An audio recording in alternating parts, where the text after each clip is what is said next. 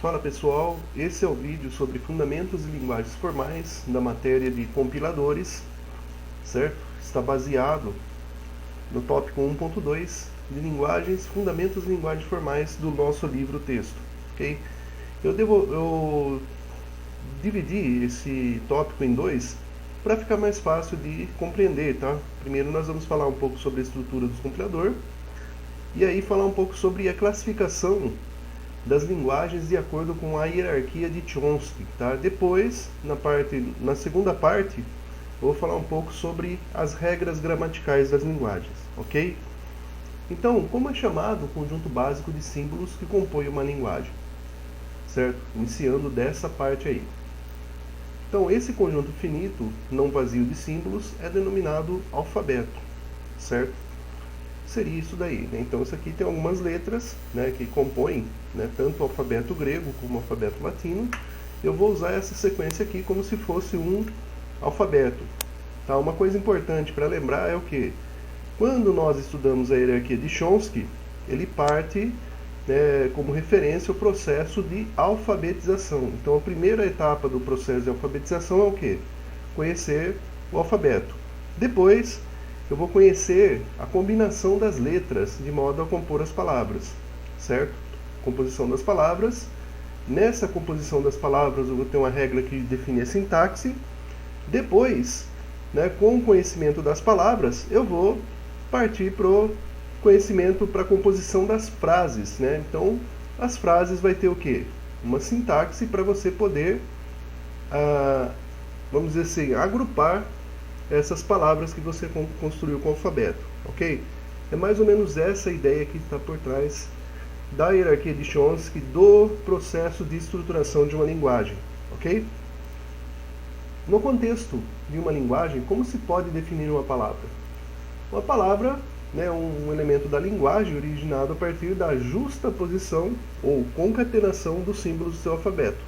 Então, né, trocando em miúdos, né, a palavra é o que? É uma combinação de todas as letras, né, dos símbolos que estão presentes no alfabeto, tá?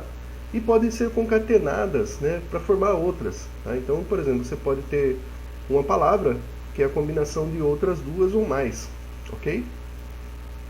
Como nós vamos observar, né, seja o alfabeto, né, 0 e 1. Então, a palavra vamos pegando uma palavra W igual a 101, que é uma palavra desse alfabeto, né? Pode-se fazer as concatenações. Então eu vou juntar a palavra, né, W, né, quando eu digo lá W elevado a zero é vazio, certo? Epsilon representa uma palavra vazia, que eu não estou usando símbolos, certo? W a primeira é a palavra uma vez.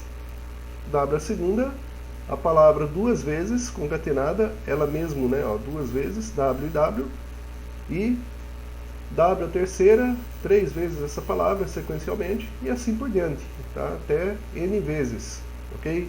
Então, essas concatenações sucessivas, né, são junções da mesma palavra. Repare o seguinte, tá? Eu posso fazer concatenações em uma determinada linguagem, porém, né, isso não vai indicar que essa palavra seja válida. Por quê? Porque a partir, né, da construção das palavras eu tenho que analisar as regras gramaticais para ver se essa palavra está dentro das regras gramaticais da minha linguagem, que nós vamos ver na segunda parte desse vídeo. Ok, pessoal? Então, aqui eu tenho a concatenação sucessiva dessa palavra W, que é 101. Ok? Todas essas palavras eu posso dizer, né, com certeza que elas pertencem ao alfabeto, porque são formadas do que? Da combinação, né, ou concatenação dos seus símbolos. Dado o alfabeto AB, então a palavra ABA, eu posso dizer que essa palavra ABA é pertencente ao alfabeto sigma, porque é a concatenação dos símbolos A, B e A, ok? Contidos nesse alfabeto. É um outro exemplo aí de palavra. Essa palavra pode ser representada por uma letra W, né, minúscula normalmente, né, e colocada ABA, certo? Que é a combinação dos símbolos do alfabeto. Logo, né, se W, né, é igual a ABA, que é a palavra W, né, o ABA são símbolos pertencentes ao alfabeto, então eu posso dizer que a palavra pertence ao alfabeto sigma. Tudo bem? A representação de todas as palavras do alfabeto sigma é denominada sigma asterístico. Se você for lembrar de linguagens formais autômatos, ele chama isso de fecho de Kleene, que seria o quê? A soma de todas as concatenações possíveis de um determinado dos símbolos de um alfabeto. Tá ok? Sigma asterístico, são todas as palavras possíveis de um alfabeto sigma. Ok? Então, se pode concluir que, se L é uma linguagem de um alfabeto sigma, então L está contido no sigma asterístico, ou seja, se L é uma linguagem do alfabeto sigma, ou seja, os símbolos que contém nessa linguagem pertencem ao alfabeto sigma, então posso dizer que L está dentro, tá? L está dentro desse alfabeto sigma, está contido no alfabeto sigma. Tudo bem? Porém, em uma linguagem, existem as regras que limitam a criação das palavras. É aquilo que eu tinha citado anteriormente. Então não basta você pegar os símbolos de um determinado alfabeto e criar as palavras. É necessário seguir as regras gramaticais para a criação das palavras. Tá? Como são as regras que limitam as formações, como são chamadas as regras que limitam as formações das palavras de uma linguagem? Então, essas são as regras gramaticais, que seria um conjunto finito de regras com as quais, quando aplicadas, você consegue gerar as palavras, certo? E uma coisa importante a respeito da gramática é que cada tipo de linguagem possui uma gramática específica, assim como cada idioma, tem um conjunto de regras gramaticais. As linguagens de programação, nós vamos ver que seguem os mesmos modos, ou seja, cada linguagem tem o seu conjunto de regras gramaticais pertinente, tá bom? Que é próprio da linguagem. O conjunto de todas as palavras geradas por essa gramática é o que define a linguagem. Então você tem as palavras, primeiro nós partimos do alfabeto, que são os símbolos. Dos símbolos eu gero as palavras, que vão seguir as regras gramaticais, e a partir das palavras eu defino a minha linguagem, que seria o quê? O conjunto de todas as palavras que estão dentro das regras gramaticais. Tudo bem, pessoal? Isso é muito importante para nós assimilarmos. Como nós podemos classificar as linguagens de acordo com a complexidade? Então, existe a hierarquia de Chomsky, que classifica essas linguagens das mais simples às mais complexas.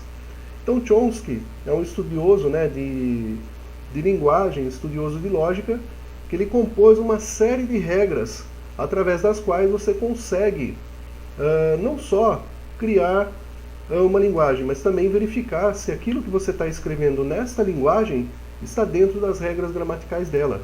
Tá? Qual é o princípio de funcionamento da classificação pela hierarquia de Chomsky? Qual que é o fundamento principal? Pessoal, isso aqui é importantíssimo, tá?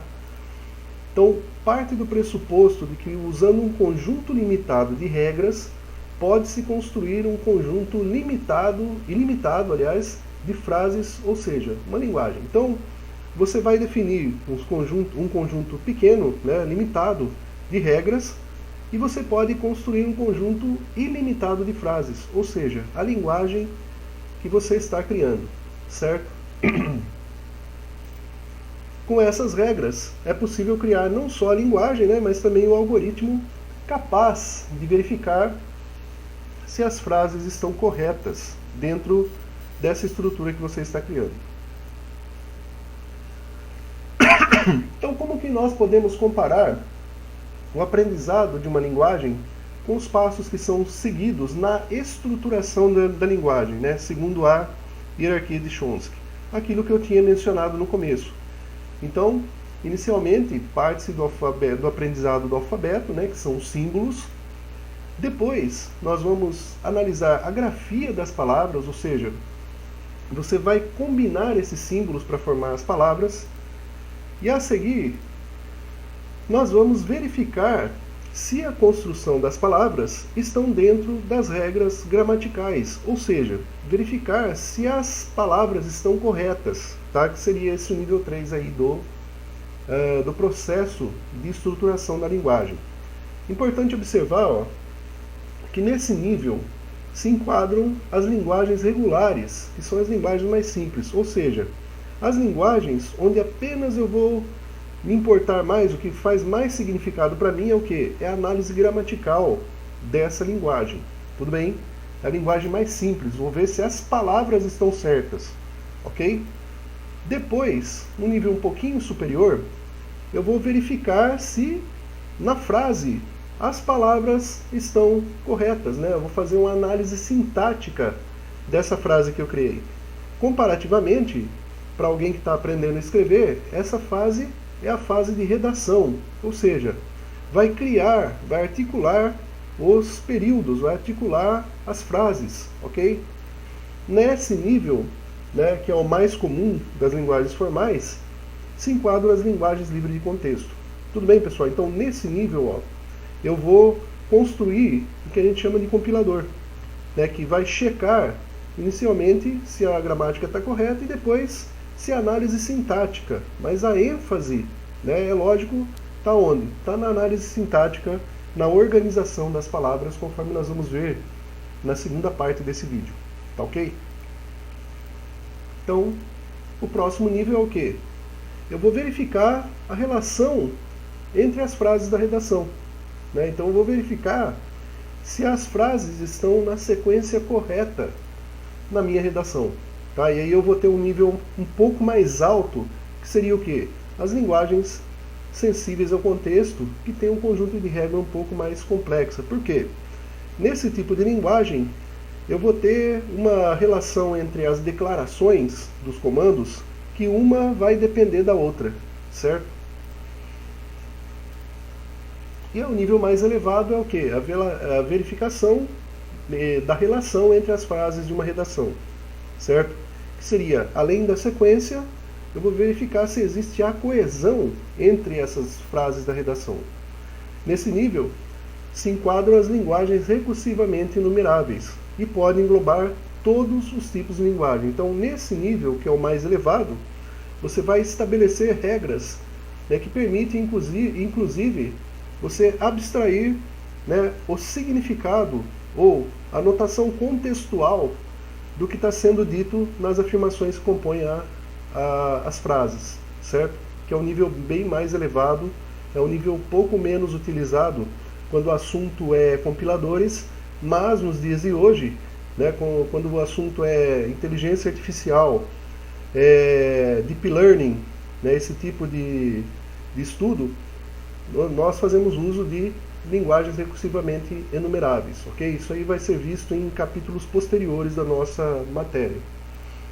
Então, né, passando por uma estrutura da hierarquia de Chomsky, nós vimos os níveis que compõem, e agora nós vamos ver a classificação de acordo com a complexidade. Então nós temos lá, né, as linguagens regulares, linguagens livres de contexto, linguagens sensíveis ao contexto e linguagens recursivamente enumeráveis. Então, aqui está dizendo o seguinte, né, ó, isso significa que as linguagens regulares estão contidas nas linguagens livres de contexto, que por sua vez estão contidas nas linguagens sensíveis ao contexto, e que todas essas linguagens pertencem ao conjunto das linguagens recursivamente enumeráveis. Tudo bem, pessoal?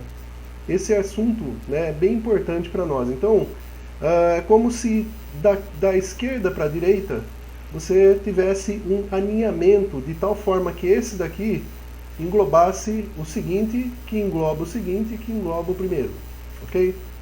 O diagrama vai deixar mais claro para nós entendermos, tá? Ó, que seria essa relação, e aí eu tenho esse diagrama. No início, né, eu tenho as linguagens regulares que estão no centro dessa hierarquia.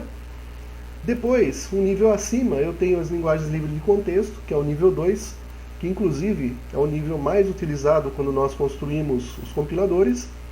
E depois nós temos as linguagens sensíveis ao contexto, que seria o nível 1, ok? E englobando todas elas, as linguagens recursivamente enumeráveis, ok?